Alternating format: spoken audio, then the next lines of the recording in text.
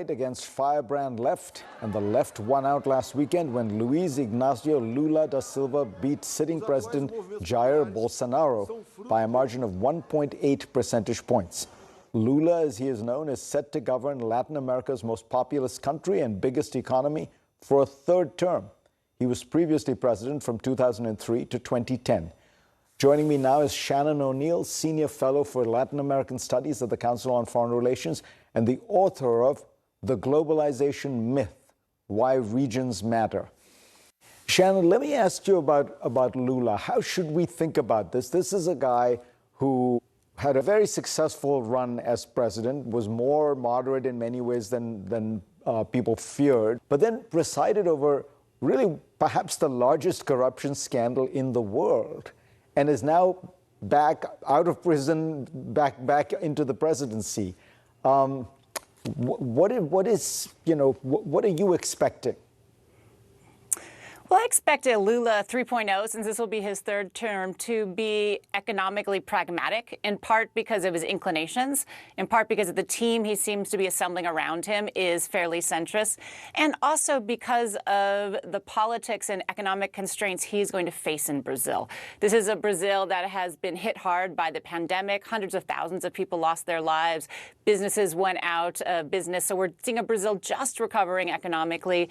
And what we also saw in this election is that the conservative side of the political spectrum won many of the seats in the Congress. So he's going to be working with a more conservative Congress than he did the last time around. So overall, I think on the economic side, we're going to see a fairly pragmatic and centrist Lula administration.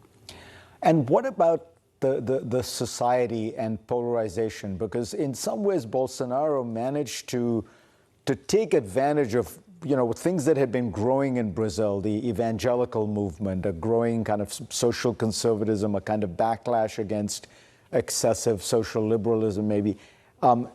Is the society very divided? And is there anything Lula can do that will kind of bring it back together?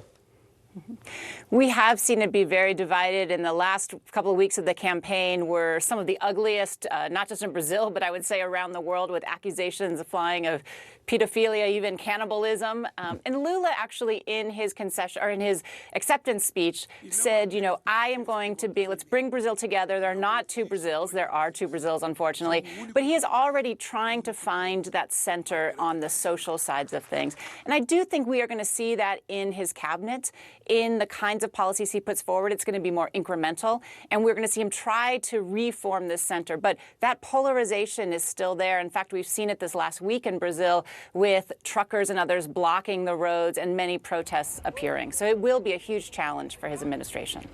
One of the big differences that people are expecting is that Bolsonaro was, frankly, seemed totally unconcerned about climate change, was more than happy to continue deforesting the Amazon, all that kind of thing. And Lula has criticized that and promised to change.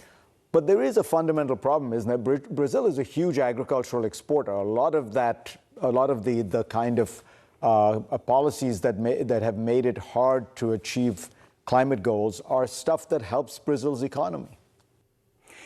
I think this is actually one of the biggest changes we're going to see between the Bolsonaro and the Lula regime. It's a sea change on environmental policy, on climate change, on deforestation. And yes, Brazil depends on these exports, but Brazil was becoming an international pariah on these issues. Many investors had pulled out because of the deforestation, European investors and others with ESG goals. We'd seen companies who would no longer source from Brazil because they were worried the beef they were buying or the leather came from deforested places. So Lula has a chance actually to bring back the international community, to bring back billions of international dollars who are going to go to green transition investments or to buying many of these agricultural products that were shying away. So I think this could be a good thing for Brazil and for those farmers and ranchers in ways that they haven't quite accepted yet. Lula represents, in a way, the final movement of a really powerful left-wing swing that has taken place in Latin America, where almost every election that has taken place in the last few years, the governments have moved left. Does he have the opportunity here to demonstrate that you don't have to go from kind of crazy right-wing populism to crazy left-wing populism, that there is a way for a left-of-center government to cohere and to run the economy well? Will people with other countries in Latin America view Lula in Brazil as a kind of an important role model? Lula's administration is going to be a bellwether for this. And Lula is a democratic left, small d Democrat, in that he believes in democracy. In fact, he ran on keeping democracy in Brazil. He has fellow travelers in that throughout South America and other parts of Latin America. We see lots of lefts in Latin America. We see a democratic, progressive left. We see a more authoritarian left. We see some dictatorships who pretend that they're left. But Lula really could take the mantle here. And so while he will change Brazil's view on the broader international stage in the spaces of climate change and the like, he also has an opportunity here to bring the region together, to lead with other like-minded progressive leftist leaders who believe in democracy and try to do exactly what you said, to deliver goods, to deliver services, to make democracy work for the average Latin American in these countries. So it is an opportunity. If he's unable to deliver it, then I would expect more fringe populist leaders, whether from the right or the left. But he looks to, at least at the beginning, and the things he's saying and the people he looks to be appointing, he looks to try to go down this middle road in ways that would be helpful for Brazil and helpful for democracy throughout Latin America. So maybe the center will hold, at least in Latin America, if not in America itself. Shannon O'Neill, pleasure. My pleasure.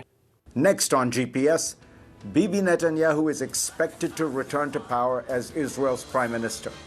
But major questions are being raised about his coalition partners. I asked him about just those concerns, and we'll have those answers back in a moment.